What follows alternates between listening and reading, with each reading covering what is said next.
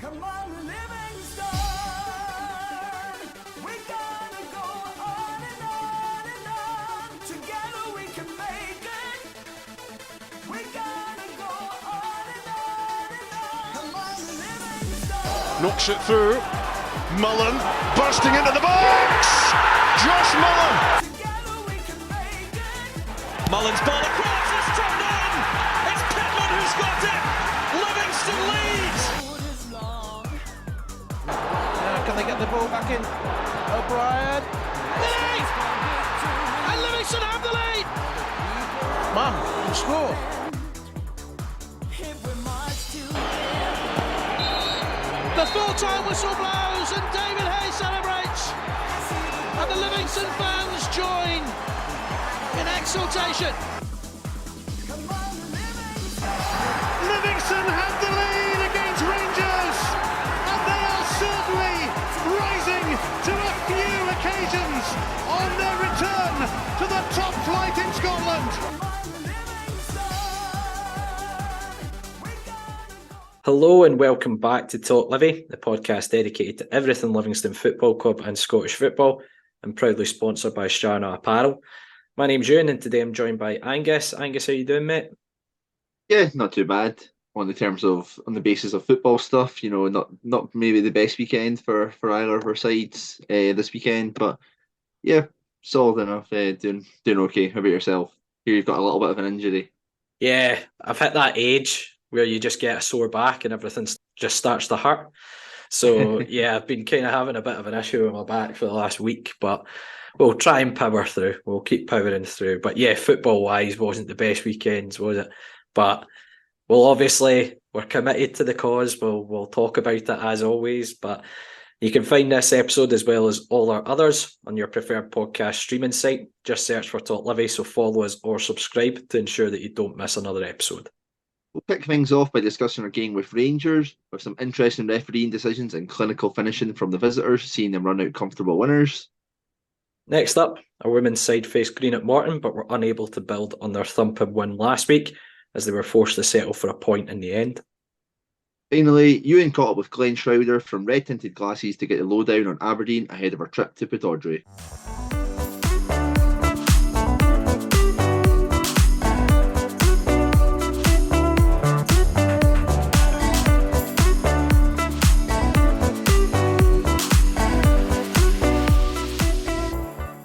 Informed Rangers were the visitors to West Lothian on Saturday as the Lions looked to respond from their Scottish Cup defeat.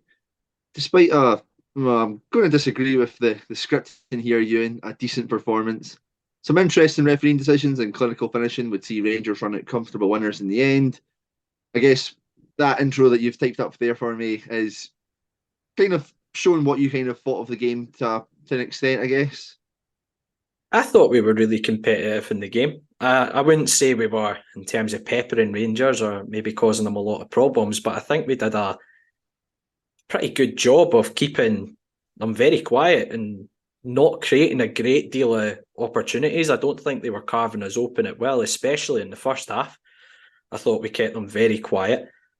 So I do think we were decent for large spells of the game. And in my opinion, certainly, I know certainly after I posted it on Saturday, the final result, there was a few people that were in disagreement with me, but I think when you play the old firm and you limit them to the number of chances that Rangers had, and it took 3 goals from 3 set plays, 2 of which were, could argue, being quite dubiously awarded, then I don't think we've done all that bad. It was certainly an improvement on the previous week in terms of a defensive performance, I thought, given the manner of the goals we conceded against Inverness. But yeah, to kind of go into the game itself, first half, I don't think Rangers created a great deal. I wouldn't say we created an abundance of chances either, but I think it was pretty much a stalemate of a game. Rangers had a lot of the ball, but they weren't opening us up. And it took a penalty decision, which there's been a fair bit of debate about. Certainly when we were watching it live, sitting next to Callum Waugh, who used to be one of the hosts on the podcast for a wee spell, and he clocked it straight away, the shirt pull. obviously you're down the opposite end of the ground, Angus, but he called it straight away that he thought they were going to have a check for a penalty. And looking back at it, I can get it's soft, but if you're going to pull somebody's jersey in the box, you run the risk. And for me, he doesn't need to do it. He really doesn't have to do it, because I think Ayo Obalai's winning the header anyway. He's cleared it. He's dealt with it. I don't think Morelos is going to get above him regardless if his shirt's pulled or not. So for me, should have trusted that we would deal with the situation. So it's soft, but I can absolutely understand why it's given, and I think it's stupid from our part to have given away such a soft penalty. Would we get that same situation at Ibrox if it was us in the Rangers penalty area? I don't even think that goes to a VAR check, personally. I think that's the frustrating aspect of it is we've got, I think I seen maybe about a month ago, we had somebody was producing a whole bunch of stats, and it said that the most fouled player in the league was Joel Noubley. How many times have we seen Joel Noubley on the wing and a player has two hands on his shirt, outstretched and everything, and nothing's been given? If that happens in the box, do we get it? It's probably safe to say absolutely not. And yeah, spot on about, I'm at the other side of the pitch, and we had absolutely no idea. We were all like, what's going on there? And it's not until half time we're able to check up on our phones and people are not at the game are able to say, oh, it's because of a pull or anything like that. Absolutely no idea from the actual passage of play. As I say, I think I can see it from both sides, but I think it's daft by Penners personally to pull his jersey, because I think I was dealing with the situation. And we'll use a wee Davy phrase, Tav does what Tav does, and he stuck the penalty away. But we had a decent opportunity later on in the half. Long throws come in, it's been flicked on, and it's James Penrice, clearly enough, that's coming in at the back post. Maybe go with his right foot, and he puts that, maybe turns that on target. Instead, he's not made any sort of connection with the ball. But yeah, going into the second half, I think we progressively worked our way into the game. Granted, Rangers had a couple of opportunities on the break. I think Sakala had an effort from a tight angle, which Jamal George has made a save from. But then we've had an opportunity up the other end. We started to look more of a threat going forward. It was a great ball to the back post by Nicky Devlin, Stephen Kelly's taking it first time. He maybe has a bit more time than he thinks. Can maybe take that down and get a cleaner strike at goal. Unfortunately, he's put it well wide in the end. As we are trying to push a little bit more to get a leveller in the game, Rangers have hit us a couple of times on the counter-attack. Kent's had one. Heavy touches allowed Jamal George to make a decent save from the 1v1, and Kamar Roof had one he's just put past the post. But then kind of comes the second talking point from the game, and it's Omionga's red card. Now, I think his first yellow card's incredibly soft. In the middle of the park, I don't think he's stopping a dangerous attack at that point. I think it's not a dirty challenge. It's not reckless. It's just a kind of standard challenge in the middle of the park. Yeah, like it's not a booking in the slightest. I don't understand why the referee's so eager there to get a card out. It's just a normal foul. And I know Davey was questioning the second yellow card. If anything, I think the first yellow card's the harsher of the two, because if you take into context the area of the park that the second one's in, you can probably justify it a little bit more given the yellow card. But even at that, minimal, if any, contact by Omionga and Kamar Roof. I think Roof's been intelligent and played for it, because he doesn't have a great deal of options. I think he's getting closed down by 2 or 3 bodies as well.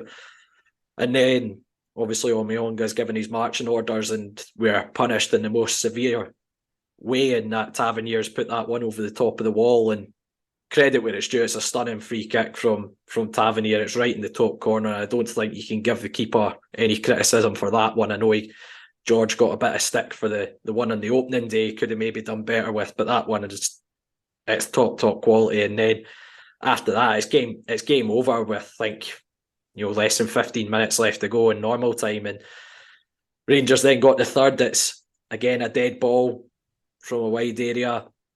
a couple of ricochets. I think Ben Davies has one saved originally by Shamal George, and then Kamar Roos put it into the roof of the net to make it 3-0 late on. And as I say, I think at the time of the red card, I think we looked the more likely to get back in the game. I think we'd started causing a few more problems. Again, I wouldn't say we're peppering or forcing Alan McGregor into a lot of saves, but we had probably the most sustained possession I've seen us have against the Old Firm for a while, for spells in the second half. And a few decisions have gone against us, but I can also get them.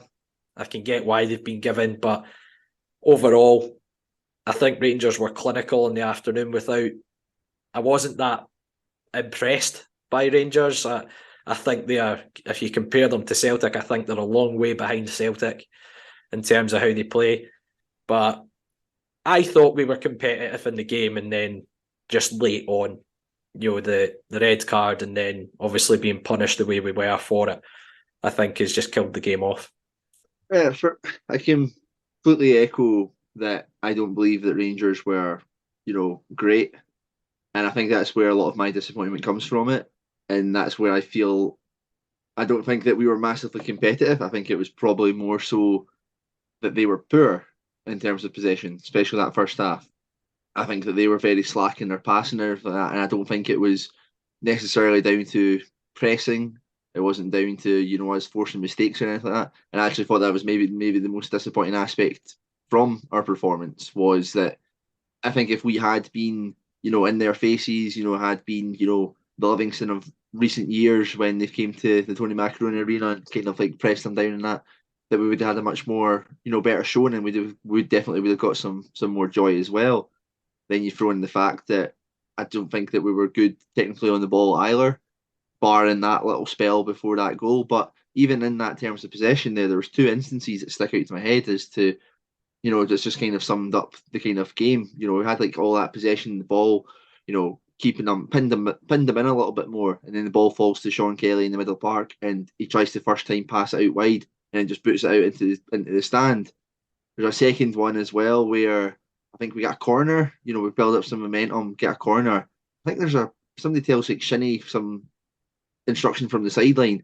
Then the corner goes about 10,000 feet in the air out of the box, and it's like, we're finally getting into these areas and that, and it's nobody knew what to do. It was, and the composure just completely, evaporated. So I think from that, like from both aspects, for me, it was disappointing, because I don't think that Rangers they definitely weren't peppering the goal or anything like that. They weren't carving us open. I completely agree with you as well in terms of comparing up with Celtic. When Celtic came to us most recently, absolutely carved us open, and some of the football they were playing was absolutely tremendous. That wasn't the case here, and I think that's where a lot of the frustration for myself kind of comes from, is that I think what we know, we've played better against better Rangers teams than this, and if we had that same kind of digging that into it, then it may have been a wee bit more of a contest. But despite saying that, I can't really argue with the result in any way, because I don't think that we were particularly at it. But again, it's not one of the games that we're going to define our season on. But perhaps looking at the kind of form that they are on, and the way they played, maybe it is somewhat of a missed opportunity. I do agree with you to an extent. We have played much better against the Old Firm. I do agree with that.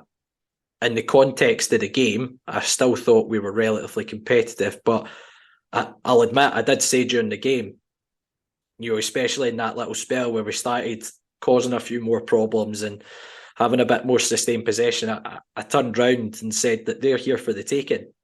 I maintain that. I do think it is a bit of an opportunity missed, because Rangers weren't the team they were a couple of seasons ago. Certainly when they went unbeaten for the league campaign, the COVID season, they were you struggled to get the ball off them. But I think we had an opportunity on Saturday to get ourselves back in the game, and I have to say the second goal just kills any form of momentum that you have in terms of getting back into the game. You've still got 15 minutes there that you could play with in terms of getting an equaliser, and we've just been punished in the most severe of circumstances with the red card, and then the quality of the free kick from Tavernier. And do I think we could play better than that? Yeah, of course I do. But I'm looking back at the Inverness game the week before, where the standard of the goals that we gave away was I described it as pretty shambolic.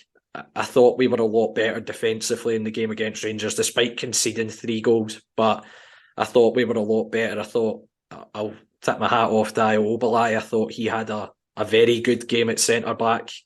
He came in for a bit of criticism after the Inverness game, but fair play to him. I thought he was very, very good. And I thought Fitzy was good next to him. I thought Penrice dealt with Sakala very well. He's very tricky, very quick. Just a shame that Penners gave away that penalty. It's probably the only real mistake he made during the game. And as I say, we were better. Could we be better than that? Yeah, of course, I do think that. But given the manner of the performance in the cup game against Inverness, I thought it was a decent performance. And I think on another day, decisions maybe don't go against us, and we maybe make more of a contest of it in the end. I do agree with that point about the second goal. Sending off a goal instantly does completely change the dynamic. At that stage, we are starting to get a wee bit more into it. Not entirely confident that, we would have made, carved up many clear chances just by the way that they were kind of getting to that final third, and we just seemed to be hesitant or just unsure or lacking belief in, what we can do ourselves. But yeah, that sending off. I just can't comprehend it. You'll never. I don't think you'll see a sending off for 2 yellow cards. That the 2 fouls are so soft. Do you want to know what it reminds me of? It reminds me of Bambula's red card at Motherwell earlier in the season. 2 innocuous yellow cards for very, very little and very little contact. It was just, there's no need. I can get the second one, as I say, in the area of the park. However, I don't think there's a great deal of contact, if there was any. The first one's probably the one that gripes on me even more, because it's a nothing foul in the middle of the park. There's no need to get a yellow card out. It's not even like, as well, it was like persistent fouling as well. It wasn't as if there was a lot of them building up, and that's why he brandished the yellow card there. It was just, a random one in the middle of the park. I think Todd Cantwell gave away about 3 or 4 free kicks, and it's like, well, what we're doing here, if we're just giving random fouls, if we're giving random bookings to players for fouls in the middle of the park, then there's somebody who's made 4. I don't think any of them are, yellow cards in their own right. None of the challenges were bad or anything like that. It's persistent fouling though, and that's more of a yellow card to give than Isla Aubameyang's there. But it's not refereed in that way, is it? And it's it's hard to look at it and think, because you can just imagine the uproar if it is from the other side, and how, the SFA's this, that, and the next thing. But because it's, against us, it's just kind of like swept under the carpet. And again, we're here talking about refereeing decisions. This one, doesn't have like the ability with VAR. But like, when a player's getting sent off as well for that, like, surely the referee's got to be taking some responsibility and, coming out and, saying something about it, or, demoted for the next couple of weeks for that, because it's shocking.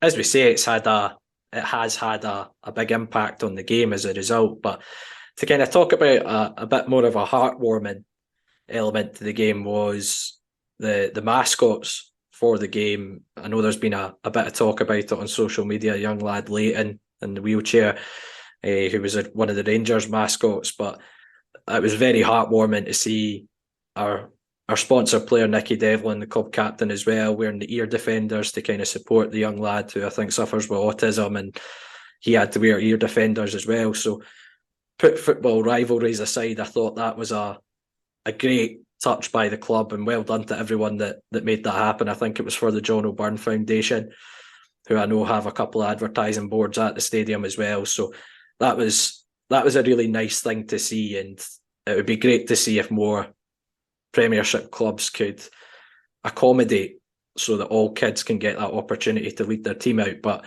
despite the football rivalry that goes on sometimes, I thought that was particularly heartwarming.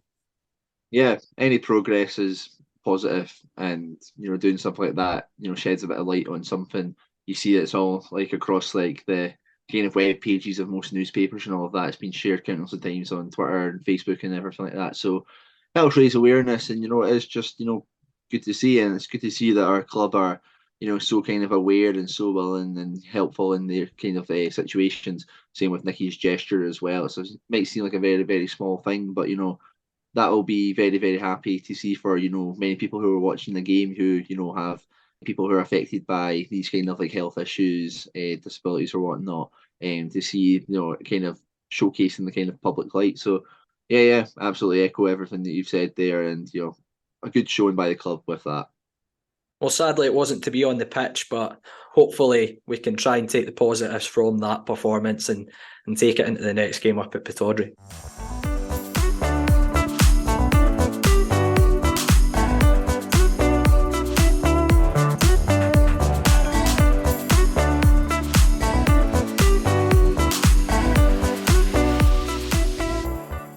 We're delighted to have Strana Apparel as sponsors of Talk Livi. UK based with a Swedish soul, we are Strana. Strana is an independent fashion brand from Scotland who create high quality and stylish attire for on and off the terraces. Inspired by terrace culture, lifestyle and music, all their clothing is designed using quality materials and workmanship to combine the very best style and fit. All of this means you get a premium quality fashion at affordable prices while enjoying a simple and secure service. As a bonus for Talk Livi listeners, you can get 10% off your order using the code TalkLivi at the checkout. We'll also have some exclusive giveaways during the season, so keep your eyes peeled on our socials for those too. And thanks to Strana for sponsoring Talk Livi.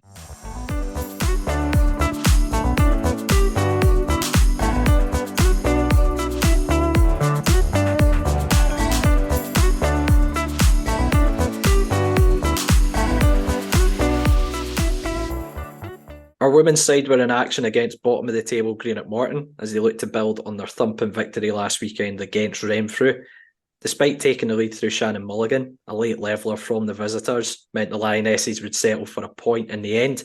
I think their first drop points in the league at home as well. Angus, what did you make of the game? It was obviously, you couldn't talk highly enough of them last week. I'm going to hazard a guess it's maybe a bit of a flip on that this week. Complete polar opposites. And I will give credit, it's only the first home points they've dropped this season. And I think that is still something that the team should be, fairly proud of. The performance, though, against Morton was so strange. Last week, came on at wax lyrical about, how good they were. And, they deserved it because they were absolutely tremendous in every capacity. Couldn't ask for, anything else. The work rate was there, the desire was there. People looking for the ball, maintaining possession. Complete opposite in this game. I have no idea of what happened. I think, in all honesty, the first 10 minutes or so, maybe first 5-10 minutes, there was elements of, the ball dropping back to the centre half, starting to recycle the play, players, trying to be a little bit more patient. But it seemed as if, it was maybe because they didn't get that early goal, the stations kind of went a little bit, and it was like, we need to go and get it, we need to go and chase it, we need to start forcing everything. And it just resorted to a game where there was absolutely zero quality, and we ended up seeing, basically a forward five static and just long balls just kind of going over. Morton were defending absolutely tremendously. Every ball that kind of went into any area, there was a player there to happily head it, kick it, put it out for a throw-in. Morton were outworking us simply as well. Got to the final third and there was Morton players crowding us, nowhere near enough players looking to get onto the ball. I think that's the thing that we highlighted last week. The midfield last week had, Brogan Anderson, Shannon Mulligan, Rio and Murphy getting onto the ball and looking to, expand it, helping one each other. Sadly, this game wasn't anything like that. We had Rebecca Giaconelli came in for Rio and I think there's a couple of other changes. I think Eve Somerville came in for Lucy Brown, who was absent entirely, and Fiona Walker came in for Jess Murphy. But I don't know what was the case there. I don't know if that personnel's maybe changed it as well, that there's been a difference in the kind of looking to get onto the ball or whatnot. It was just there was no chemistry in the team whatsoever. It was hopeful. Everything was hopeful. Everything was, maybe it'll get to a player. Maybe it'll fall to somebody who can get a bit of quality. I think they were maybe hoping that, essentially a ball would go forward, a Morton player misses hits like a clearance or something like that, and, you get that breakthrough. Rather than, going and taking it on themselves, which, based off of the goals that they scored last week, is mental. You look at that performance last week in every capacity in a creative sense, it was all you could ask for. And even if they'd went down a couple of levels from that, there would still be a decent amount of carved chances of that. can't even say that was the case. And, it was just very, very disappointing from that aspect. And I think the team will be, maybe hurting from that because of, they set that standard and showed, how good they can be. But yeah, going into the second half, I think we took the lead on the hour mark. And in all honesty, it was the first bit of quality in the game at all. I think Brogan Anderson puts a free kick in, and Shannon Mulligan absolutely tremendously brings the ball down and on the swivel volleys into the back of the net. And, it's her 10th goal of the season, doing very, very well in terms of those numbers. And I think you were hoping that would be the kind of catalyst to kick things on. Straight after that, though, we made a triple sub, which seemed to be pretty confusing in terms of the team shape. We had the back three, we had Fiona Walker and Erin Burns accompanying Natasha Frew. Both Erin and Fee went off, and only Jess came on as a defender. Gemma Mason came on as well, and it made me look as if he was maybe going into that back three to play alongside them. But at times it didn't look as if we knew if it was either Gemma or if it was Shannon who were in the back line. It didn't ever seem like as if there was anybody who was properly there. It was just essentially Jess and Natasha. So this led to, kind of seeming like a weird sort of, 2-6-2 kind of, or does that work out? Yeah, 2-6-2. Yeah, basically. I like how you had to do the maths. That was just because it's so alien, it just doesn't seem like it should be. And I think that really, really hurt us as well. Is like the final half an hour of the game, there was no sort of key structure that helped us, kind of maintain possession or anything like that as well. What that also started allowing was Morton to get in behind. They just started, with only being two centre backs kind of sitting there, kind of isolated from most other players, space was opening up, and long balls could go into the back. And if you're put under pressure by a striker, you're suddenly putting balls out for throw-ins and all that, and you're getting pinned in a little bit. And that started happening too regularly. The goal kind of falls from that, where at least you're hoping 6 kind of midfielders in there, they'd be at least crowding the space, and that one of the Morton players just kind of picks the ball up, drives through the middle, nobody's comes towards her at all, fires a really, really great strike into the back of the net, and it's 1-1. And we really can't have any complaints about it because we didn't deserve to win the game at all. And in all honesty, Morton were very, very worthy of gaining a point at least. They weren't great attacking wise, but they were dealing with every long ball that came to them. They were working hard, they were battling for each other. I think that's like a term that we've said about ourselves a lot this season. That was a real battling performance from Morton, and I think they deserve great credit. They were coming bottom of the league to face top of the league who just won 10-1. It'd be very easy for them to have just head back and kind of take a beating, but they showed up, and I don't know if maybe we were just taking them a bit too lightly, but yeah, very, very strange performance, Euan, and it's one that I bet more so than last week, you'll be glad that you didn't come to see. It was absolutely freezing cold as well, so just misery all around. Unfortunately, I wasn't able to make it, and it's that way. I was disappointed the week before, missing the superb performance, which you couldn't stop raving about, Angus, but unfortunately that wasn't followed up with a performance on Sunday against Morton there. Certainly was following kind of your updates on Twitter, and you mentioned that it's something we've complimented them a lot this season, and is in terms of the battling quality in games, and that's actually got them over the line more often than not this season. But it's disappointing to hear that Morton seemed to outbattle us a little bit, and for that aspect alone probably deserved the result. I can't comprehend why. I'm not privy to what happens in training, but when you win 10-1 the week before, I find it bizarre that there's 3 changes made to the side personally.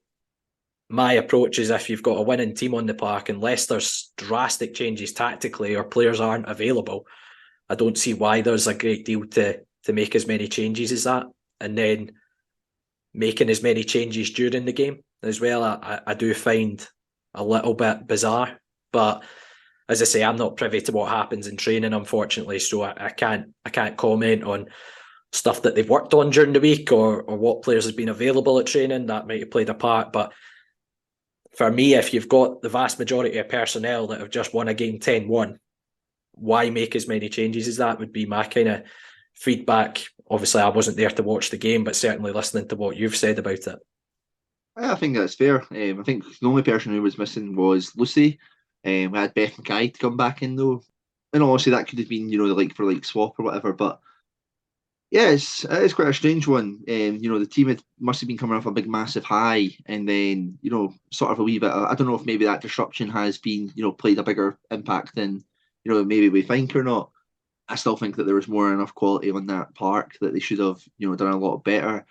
Praised the players like to the max at the last weekend, but it just seemed to be just a completely different side who showed up, and I don't know if there was that complacency because of they walked that game last week, but it goes to show you that you can't just show up and expect to win. You need to put in that hard work. I think we were getting a wee bit, petulant as well. There's a little bit of feistiness coming into the game. I don't know if there was frustration in that angle. I think this is probably the game we've picked up the most yellow cards. I think Erin picked up a yellow card for throwing a ball at somebody. I think Brogan, to be fair, Brogan was getting stuck in a little bit. I think there was a bit of frustration from herself that the team wasn't up to the usual standards, and there was a couple of rash challenges from her. Fiona Walker as well. She tweeted me to say that she got the ball for this one, but I did see that. I was going to bring that one up, Angus. Yeah, I'm not too sure that that's what we'll go with, in all honesty. But in that kind of regard, you can see that it did mean. You could see the reactions to some of the players that they were frustrated that there wasn't enough happening. But yeah, just not enough quality on the ball severely cost us there. But it is only the first time we've dropped points in the league this season. Can't be overly critical. I think coming off the back of a 10-1 victory, it can be easy to get maybe a bit too ahead of ourselves, and that's maybe what was happened. So possibly it could be a bit of a wake up call to get things back on track. I mean, I think the next game we've got Dryborough, who are a team who are probably in the bottom half of the table as well, but a team who've already taken points off of us away from home as well. So there is no guarantees.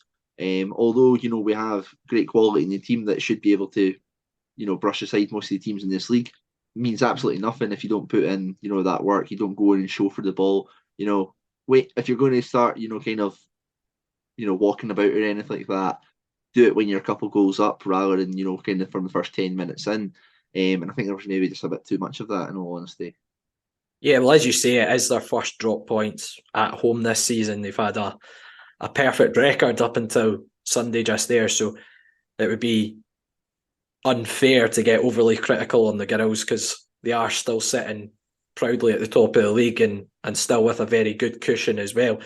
But we talked about this all season, that the way the league's structured this year, I think the teams are closer. Granted, Morton are sitting bottom, but I think the difference in quality isn't quite as big as there maybe was last year in terms of if you were playing top versus bottom. So it just shows you that you need to be at it every week in this league, and if you're not, you'll get punished, and that's exactly what seems to have happened at the weekend there. But hopefully they can bounce back from that, try and replicate the performance from the Renfrew game going forward, and as I say, take it as a little bit of a wake-up call that they need to be at it every week.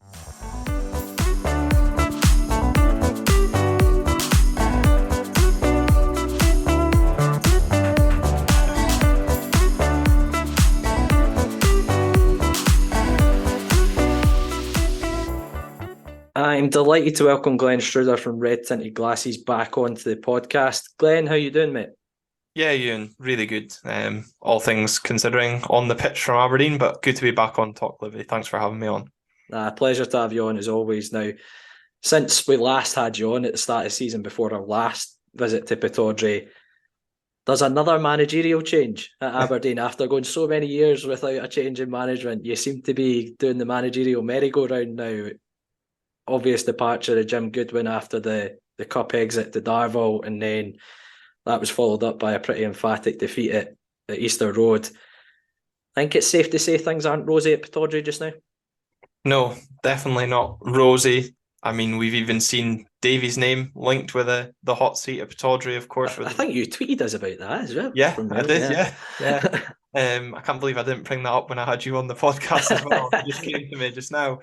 But yeah, things aren't rosy on the pitch, and it's resulted in another managerial change, but has now put huge pressure off the pitch as well, of course, with eyes on the director of football, and also now on Dave Cormack as well, given the fact that the last two appointments haven't gone well, and really with a lot of riding on this season and depending how between now and the last 12 games of the season plays out, what it means for us going forward. it just seems a lot of uncertainty around Aberdeen just now. Yeah, and looking at Aberdeen's form, you were sitting in the top 4 prior to the World Cup break. It just seems to have come crashing down since the World Cup break. I think it's 2 wins in 13 in all competitions. What has gone so drastically wrong since the World Cup break? It's like the players are still in Atlanta, of course. That's where we went during the World Cup break. And I think I said it on the podcast as well. There was rumours that some of the players treated it a little bit like a stag do. And whether there's a continued hangover from that trip, I'm not sure. If there's a bit of disgruntlement in the dressing room towards the previous manager. But I think we said as well, I think a lot was taken out of the players mentally in the 2 games against the Old Firm when we came back from the World Cup. Of course, playing in that negative game plan that we did against Celtic at home, looking to take a point and conceding late on. And then, of course, the absolute horror show the injury time brought against Rangers. I mean, 2-1 up and cruising to victory, to snatch defeat from the jaws of victory was just, I mean, I've felt levels of pain with Scotland before and seen us do something similar, but to see it at club level was just a whole new level of pain. And I think really that the players just lost a lot of confidence from maybe the manager telling them in that Celtic game that he didn't have the belief that they could win the game, and his only belief was that we could take a point, and then obviously play so well a few days later and still take nothing. But, you know, you look at some of the defeats we've had in there, the ones at Easter Road and Tynecastle stick out about a lot, maybe players downing tools, especially the game at Easter Road, where the senior players were so-called backing the manager, according to Dave Cormack's statement in the lead-up. And then that's what we got served up. And then, of course, our glorious Scottish Cup exit as well, thrown in there as well, just I think summed up the sorry situation that we've seen since returning from that World Cup break. As you've kind of already mentioned, that ended up seeing Jim Goodwin lose his job. Were you of the opinion it was time for him to go? Yeah, to be honest, I would have binned him off after the Tynecastle defeat. Part of me had in my head, I wondered if we would still be in the Scottish Cup. Had we binned him then? I think after the game at Hibs, it was simply unsurvivable. I mean, I don't know how you survive losing to Darvel and getting the extra time that he did. But yeah, there was just nothing there that showed that the players were fighting for him. So something had to give, and unfortunately in football, when the results aren't going the right way, it's the manager that has to go. It was even the statement from Aberdeen when it was essentially they'd come out and told the media, loses at Easter Road, he's gone. I mean, even that statement I just found really bizarre to essentially give him that ultimatum of a game. Yeah, and so did we, because we said on the podcast, what happens if we draw? Because it doesn't. Yeah. How's that seen as an improvement? But of course, you know, we said it on the podcast as well, and the build up to that Hibs game, when I spoke with Robbie Hanratty as well, that the club had actually drafted 2 statements on the Wednesday, and the local press were just waiting from the club to know, are we going with the sacking statement or the vote of confidence statement? So there seemed to be a lot of maybe indecision at boardroom level as well on how much support Jim Goodwin really had. And, in the end, I actually did feel a bit sorry for Jim Goodwin the way it played out, because he was on an absolute hiding to nothing for some of those games, and especially, as you said, the way the statement was worded, that Hibs game, you know, he knew if as soon as he lost that game, he was going to be out of a job. So, yeah, it's a shame the way it panned out, but yeah, the change had to happen. As you kind of mentioned earlier on, Barry Robson's now in the hot seat for what seems like the foreseeable future. From what I've read, Aberdeen aren't in a rush to go and appoint someone. But who would you like to see take the Aberdeen job? Is there anyone you have in mind? I think I saw you on Sky Sports, Glenn, and you were quite happy for Robson to have it until the end of the season, essentially, so that you made the right appointment. Yeah, and I think, you know, by the statement that the club put out actually the evening after I'd been on the telly, was that, you know, we are going to take that time to look at all the candidates. Of course, Alan Burrows has been appointed as CEO to the club, and he will now be conducting interviews. There was a statement last night from the club as well, saying that Dave Cormack's undergoing open heart surgery, so he'll kind of be taking a bit of a back seat. So no pressure, Alan Burrows, for one of your first jobs at the club. But to be honest, I'm not really over enthused by some of the names that have been mentioned, certainly around the Scottish game. Part of me would like us to broaden our horizons and see who out there we could get. There was a name linked late last night, Ricardo Rodriguez, the former manager of the Urawa Reds. And the more I've read on him today, the more excited I am about him taking over the job, which will mean it inevitably doesn't happen. And there was, I think, a wild rumour going around Aberdeen that Gordon Strachan was going to be involved somehow. I saw that one earlier on the day, actually. And, well, I know you're a big Scotland fan as well, Euan, and that just gives me the absolute fear for the way his tenure as Scotland manager played out. And, of course, not being in club football for 13 years, but even when he was appointed at Dundee, that didn't exactly play out too well. So, yeah, I think the club, providing the results under Robson don't tank, we do have that time. I don't want to speak about we're safe from relegation or safe from the playoff just yet, whilst it's still mathematically possible. But yeah, I think providing we're not going to go down, or whilst Europe's still a possibility, the club do have a bit of time on their hands. Yeah, and as you mentioned, possibility of European football still for Aberdeen. It's a very big game for both sides at Pittodrie this weekend. Each side having won a game each in the previous encounters this season. What can we expect from Aberdeen? I know Robson's only been in the hot seat for a handful of games. So what can we expect in terms of how Aberdeen might set up for the game? Well, I'm not really sure how we're going to set up because we've got players returning from suspension and ineligibility in Liam Scales and Ross McCrory. And I wonder if we see them feature in the starting 11. Of course, Angus MacDonald and Matty Pollock, the January deadline day signings, both started at centre-back. We've seen Matty Pollock kind of play as a right wing-back. Would that see Matty Kennedy drop out this weekend? The defence for me is one thing I'm really not sure what to expect from Aberdeen this weekend, although I'm sure many fans will be expecting us to gift goals, judging by how many goals we've conceded. I think under Barry Robson, though, he's shown a bit of awareness, certainly in that game against Motherwell, that he can change things in-game and adapt quickly if how he set the team up isn't working as planned, which I think I was more impressed compared to Jim Goodwin. So if things aren't going how he's expecting, I think he won't be afraid to change, obviously, as well at the weekend, taking Majowski off at half-time, probably knowing that we're on a hiding to nothing anyway, maybe looking to rest him ahead of this crucial game coming up at the weekend. Yeah, and as you mentioned there, Aberdeen's defensive record this season, from what I saw, it's 51 goals conceded in the league alone this year. Yeah. Is that an area of the pitch where certainly Livi might get some joy, is causing Aberdeen a lot of problems defensively? Yeah, absolutely. I think, we've spoken about it off air about how in the previous game at Pittodrie that Livingston caused us problems up until that red card, and maybe were unlucky not to be ahead themselves. And you just look at the last time the two teams met as well, Livingston caused us lots of problems. There just seems to be maybe players unaware of what they're actually supposed to be doing defensively. And with us adapting the full back, wing back on either side of the pitch, we often get caught in behind. And of course, with some of your players having that pace, and certainly Newbley up to hold the ball off and play it off to, the likes of Bruce Anderson, that is somewhere that Livingston could exploit. And, especially at games at Pittodrie where we are quite quick to turn if things aren't going our way. Yeah, again, to kind of reiterate on the defensive side of things, you mentioned a couple of the new January recruits. They pretty much came straight into the side. New goalkeeper as well, who I think's on loan from Ajax. Yeah. If I'm right in saying.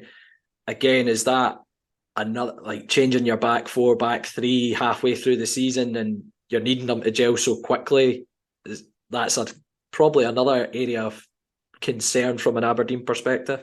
It is, and I suppose with Jay, the keeper from Ajax, we've not really seen much from him. The Motherwell game, all he really had to do was pick the ball out the back of the net. And against Celtic, yes, he made some good saves, probably saves though you expect your goalkeeper to make.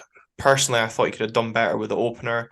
I know it does come through a ruck of bodies, but he gets a hand to it, and he also gets a hand to the fourth as well. But I think the fourth's more of a a better finish. But again, the game against Celtic, with how poor we were defensively, I don't really feel we've seen what Jay Gorter is all about. But in terms of the centre backs as well, Matty Pollock's played right centre back, right back. Angus MacDonald's looked solid enough. But again, we've not been able to play a settled back four since they've signed as well. So again, this weekend as well, potentially playing with players that they're not used to. It doesn't make life easy when we can't settle on a back four, but that seems to be not just this season problem, because of course we had that last season as well. Yeah, but certainly looking from Aberdeen causing us problems, the two that have probably been the shining lights for Aberdeen this season will be Miovski and Duke up top. How do we go about stopping them? What's the big threat that they'll cause us? Hopefully you don't stop them. But yeah, I know last season it was thank God for Christian Ramirez, and this season it's very much thank God for Duke and Miovski. And I think the thing with Duke is he will not give up. I kind of criticise Bojan a lot for, if things aren't going his way, his head goes down and he gets quite easily frustrated. Whereas if you just punt a ball up, Duke will just go and try and chase it down. He's like a dog in a park, just chasing anything and everything. And Duke also has those moments of quality that he can just produce out of nothing. You just need to look at his free kick against Rangers at Pittodrie, his goal against Ross County. Ultimately, both those goals counting for nothing, but he can just produce. And I think Bojan, under Robson, I've been more impressed with his work ethic. I was quite critical of him under Jim Goodwin. I thought he was a bit lazy, like I said, when things weren't going his way. But that Motherwell game, I thought he was chasing lost causes that maybe previously he wouldn't, but also offers that threat in the air. But when we're driving at teams from midfield, he will make that run that will take a defender somewhere else, that will maybe free up the space for Duke or a Ramadani or a Shinnie to drive into. So he does a lot of work off the ball that maybe goes unrecognised. So yeah, I mean, those two will be the undoubted threats this weekend. But I'd also put Leighton Clarkson in there just based on his last performance at home at Pittodrie, where he was kind of played as a double six, to quote Barry Robson, and had a lot of time and space to spread the balls out to our wingers or play that killer through ball to Bojan Miovski like he did for the third goal, which was just a simply superb outside of the foot pass. Yeah, so it's in terms of trying to stop that service into that front two, because I know you'd said previously Miovski likes to try and play on the shoulder a little bit, and he certainly did that against us in the first game and got a lot of joy from it, certainly second half. Yeah, he does. And I think that's the thing as well. He will always just try and he will look for that run off the shoulder or make that run to allow the driving midfielder to run into that space that he's then vacated by taking the defender. It's not going to come off all the time, but I think as well, those goals he scored against Motherwell was back to the Bojan of the start of the season. You know, a deft little finish here, a little chip there. Just hopefully helping his confidence going into the run of fixtures we've got now, because we didn't expect it to take much from Celtic Park. So hopefully he isn't beating himself up too much about that, and can pick up where he left off at Pittodrie this weekend. Now, if I had to ask you for a prediction then, Glenn, what are you going for the big one in terms of the top six battle? Is that whether or not Aberdeen are going to make the top six, or the game itself? The game itself we'll go with. The game itself, I don't see us keeping a clean sheet. I just think Livingston offer enough of a threat to cause us problems. My head says 1-1, but my heart says 2-1 Aberdeen, so I'm going to go with my heart. Well, hopefully that's not the case for us, because it's a very long 12-hour journey for us, me and Angus going up there. So I know, at least there's no plastic to play on this week. Here you go with the plastic. You had to get it in. But no, Glenn, again, thank you for coming on the podcast. For those who don't know, you do the Red Tinted Glasses podcast. Anyone that wants to tune in, where can they find you? Yeah, so you can find us over on Red Tinted Glasses. If you put that into YouTube, you'll find all our videos on there. And of course, if you're listening on audio, just put it into the search bar Red Tinted Glasses and it should come up there on your podcast platforms as well. I especially encourage any Livy fans to listen if we do get a result, because there's nothing more satisfying than an upset Aberdonian. But no, Glenn, thank you so much again for coming on the podcast, and best of luck for the rest of the season as well. Yeah, no, thanks very much for having me on, and I do like listening to your podcast, win or lose, because it's great to hear how other fans feel that they've fared against Aberdeen.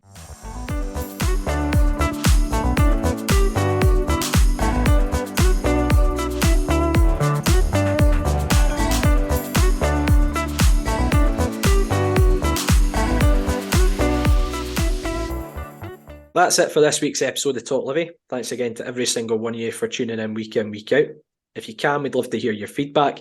Either leave us a review on iTunes or simply message us on Twitter, Facebook or Instagram.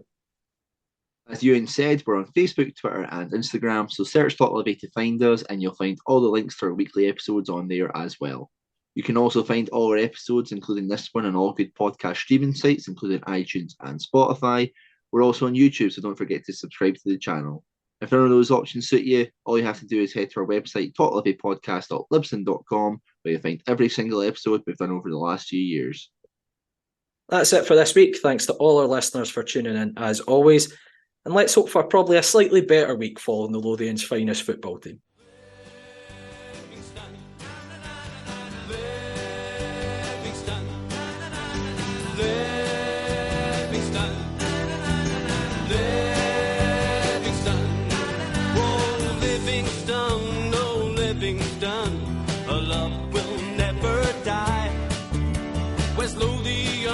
West Lothian is our battle cry. This is the place from which we hail. Livingston, oh Livingston, it's up to Amberville. Livingston, Livingston,